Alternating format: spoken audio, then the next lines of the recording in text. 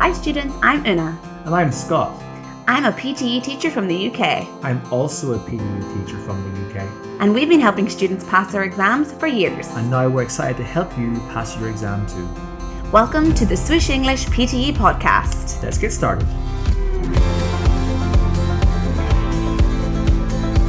Hello everyone, and welcome to the PTE Podcast here at Swoosh English. My name is Una. And I'm Scott. And today we are looking at the speaking section of the PTE exam. We're going to look at the task Read Aloud. So, how do you feel about this task, Scott? Read Aloud is a trickier task than it may actually suggest it is. I know most people find like read, tell, lecture and describe image to be the most difficult. After all, there's a lot going on technically. But this one here really is focusing on a lot of specific skills, and that is oral reading when it comes to your intonation, your fluency, your pausing, Big time. and your ability to sound native-like in your delivery. Yes. So I think there's a big difference with being able to read something in your head, which is what we do most of the time, right? Most of the time we simply just read something through and we do it in our head. There's a big difference between that and reading out loud. It's something that can be very easily overlooked with students because they, after all, even native speakers themselves, when we're reading, we read into ourselves. So there can be some skills shortages here as well. Yeah, we don't read out loud, not generally. No. So it's really important for this task then to get that specific practice in relation to actually reading out loud. And no doubt maybe some of you guys feel the same way about this task when it comes to your oral reading. It's obviously different to speak out loud, but when you're also reading something at the same time, there are some little pitfalls that you can easily fall into, which can take away from your score regarding that. Okay, so shall we get into an overview then of Read Aloud? Yes, let's start obviously with a general aspect about what the task is and all the technical components of the task in regards to that. So the task is a long answer style question in which you have to read audibly a short text focusing on your pronunciation, your fluency, your intonation as well. You have 30 to 40 seconds to read the prompt, depending on how long it is. So the longer prompt, you have 40 seconds before you have to begin speaking, in which you get to read over it, and 30 seconds for a shorter prompt. And then you have to speak for up to 40 seconds when delivering your recital. Yes. So obviously in this task, your reading skills and your speaking skills are assessed, as well as your pronunciation as well. Very good. And how many different questions can we get for this type? There are quite a lot for this prompt. There are 6 to 7 different read aloud prompts. So you are doing this quite often, which means you need to be up to the standard to do this in a comprehensive and complete way before you do the examination. Yeah, so definitely. It's quite important. Yeah. Quite a few for it, isn't there? Yeah. And also just to note, there is a beep that you will hear. So sometimes during the speaking tab, there is a beep. Sometimes there isn't a beep. So for Read Aloud, there is a beep that you will hear. And when I say beep, sometimes it's referred to as a tone. A tone. But yeah, beep. Just before you have to alert you to the fact that the recording is beginning and you have to start speaking. Well, that is very important as well to be aware about that tone, because you may be involved in your own little world of reading, checking the intonation, checking pronunciation, maybe reading it through in your head with any difficult words you might find, that you completely overlook that the speaking time has begun. Exactly, and that takes away from that. So make sure you're obviously aware of that beep, and it is useful for your own time management. Very good. Okay. So that is an overview then of Read Aloud. You simply have to read out this text that is in front of you in the most clear and confident way possible. And just obviously a recital or a review of what we just covered. 30 to 40 seconds to read, 40 seconds to answer, and you'll have 6 to 7 of these tasks to do in the PTE examination. Yes, that is Read Aloud. So, shall we look at how it's scored? Scoring is interesting for this task. As for obviously speaking and writing, there are it's more complicated and convoluted scoring criteria.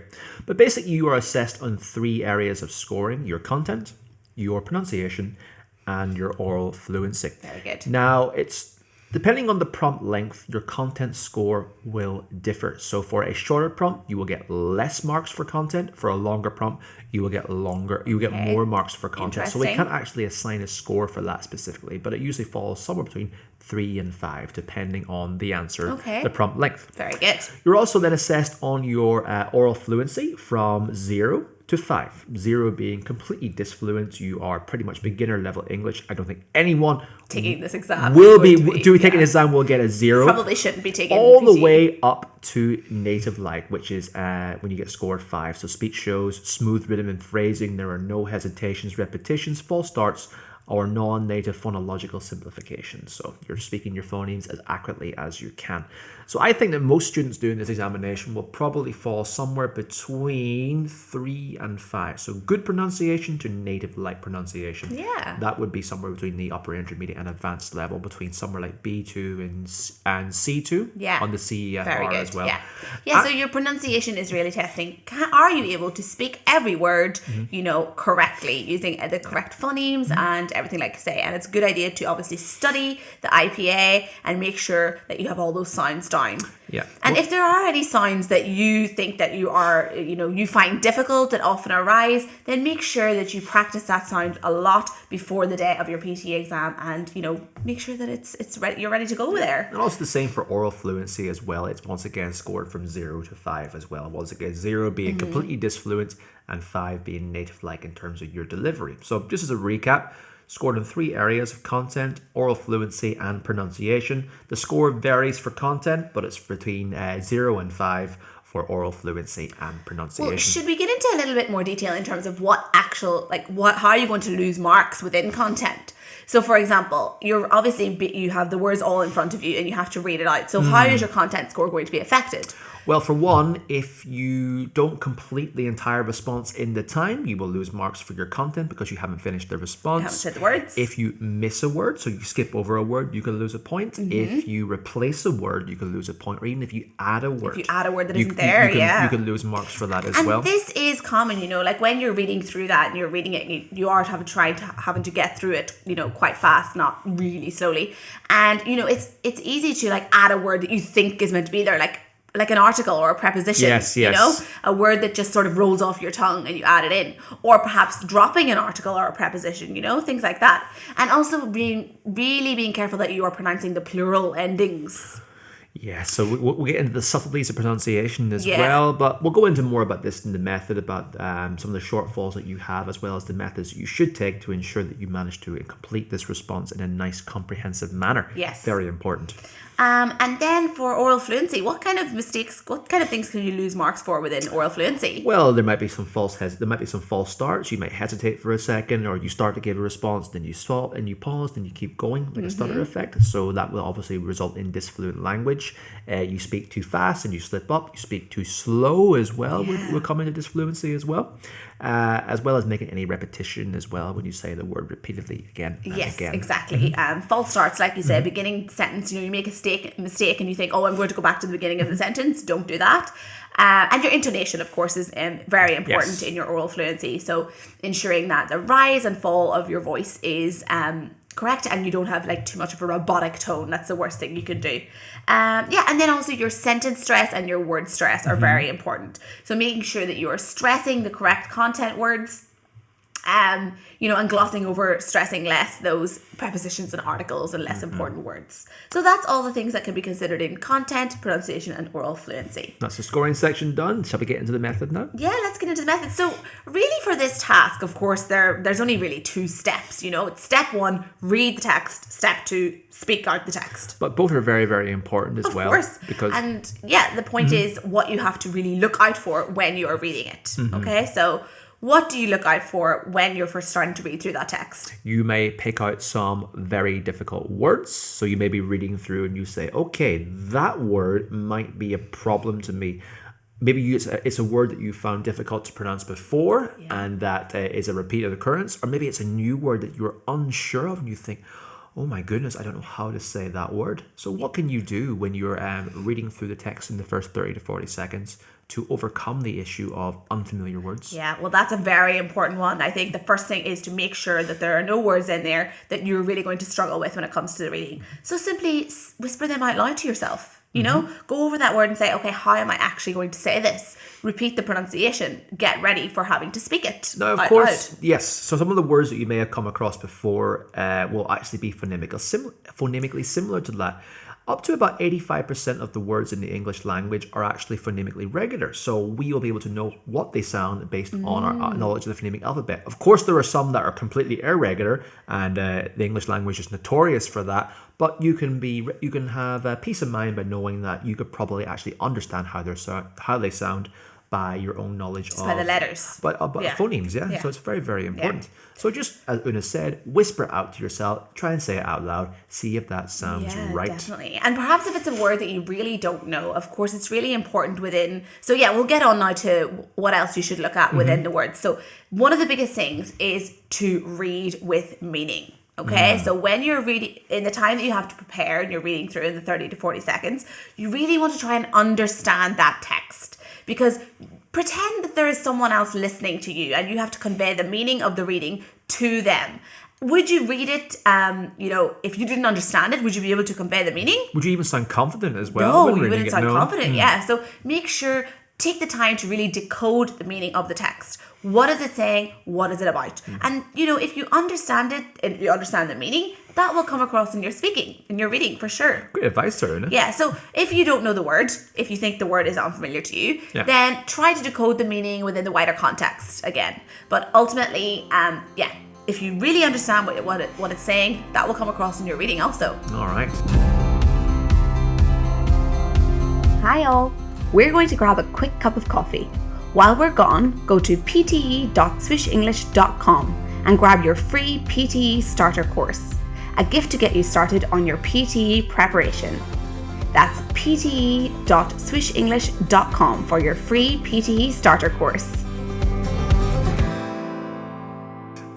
So what else? So we've said about the hard words, the difficult words and their pronunciation, decoding the meaning. What else is really important? Punctuation is highly important too, because obviously certain punctuation marks in a sentence will change one thing. That is obviously your stress and your intonation as well. So common punctuation marks that you'll come across, the two most common would be the comma and a full stop or a period if we want to use American English. So how does a comma and a full stop or period change our intonation and our sentence stress? So you're obviously going to take a pause. You're going to take a pause at your comma and your full stop. A longer pause for your full stop and a shorter pause for your comma. So it then, of course, maybe your intonation will change as you're going up and down on the clause depending on what it is. True. But, really, that's another thing you need to focus on. Are there always going to be pauses and commas there where you need to take a pause? Not always, no. It depends on the wider context of the sentence. However, when it comes to the full stop or the period, we often know there's going to be a pause there between a sentence. That's only a short pause, so it doesn't need to be elongated, because obviously if you pause for too long, you risk your response being finalized with the microphone closing. But sometimes there can be a longer sentence without a comma in it. It's true. So that is what we call thought groups, okay? So breaking that sentence down into smaller chunks in order for, if someone was listening you, to be able to, analyze what you're saying, gives them a better opportunity if you break it down. And it's also good for the reader to break it down into those smaller chunks. And native speakers often do this, but unfortunately, there isn't like a rule we can follow, I guess we just do it intuitively from obviously speaking English for a while. It just comes with practicing and listening as well. Yeah, exactly. And there's not going to be any set way that's going to be wrong or right necessarily. People will know if it's wrong. The PTE examination will also know if it's wrong, but they'll also know there are different ways to say it right as well. As long as you're somewhere within that those boundaries. There are some guidelines you can follow. So for example, within a certain thought group or phrase, there is often a focus word. Okay, so the focus word is the most important word in that phrase, which gives the sentence its meaning. And the focus word often occurs, at the end of the sentence. Often, yes. Yeah, so at the end of the sentence. So that you can use that knowledge to help you break up the thought groups. And at the end of the thought group, you can take a very short pause. Sometimes when you're listening to a native speaker, you might not even notice the pause. It's so slight, So, but it's possible. And also you can divide it into grammatical... Phrasal groups. Yes, grammatical units, yeah. So a phrasal group would be a certain section of a sentence which is divided by the predominant word type. So you might have a noun phrasal group,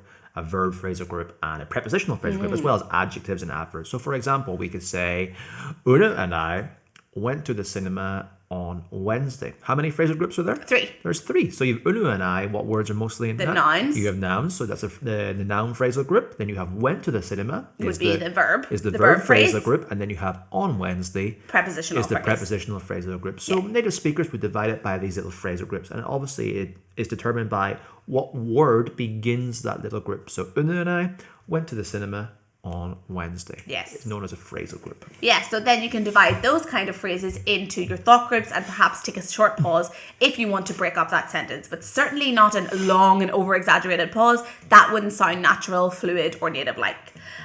So really consider thought groups in Read Aloud, and think about it at home, look at different reading texts and break it up into those thought groups, and then see how it sounds when you read it out loud and take a short pause. Okay. So it allows your listener to identify the most important information being communicated to.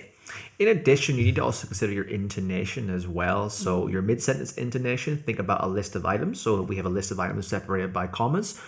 Every word in a comma list will end in a slight drop in intonation, but except for the one before the last. So for example, Una and I today have eaten porridge, bananas, and drank tea.